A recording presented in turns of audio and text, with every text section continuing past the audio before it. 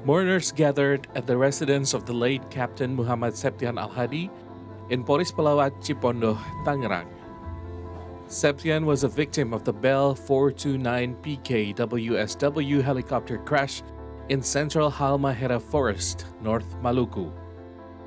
The search and rescue team found the helicopter owned by mining company Weda Bay Industrial Park that had lost contact the day before. Everyone on board of the helicopter, namely Pilot Captain Agus Sunaryo, co-pilot Septian, and passenger Umar Ali, were found dead. Kami menanyakan kapan kira-kira bisa dievakuasi.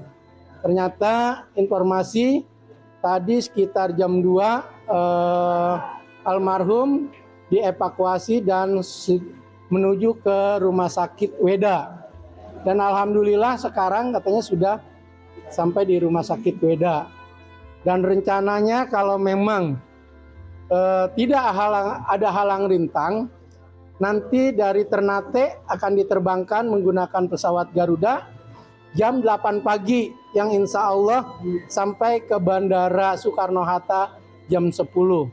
Itu informasi yang kami dapatkan.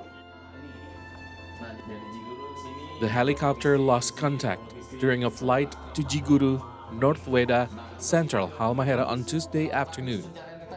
The pilot had passed over an altitude of 2,000 feet. Meanwhile, the cause of the crash is still unknown. See Today contributor reporting from Tangerang, Banten.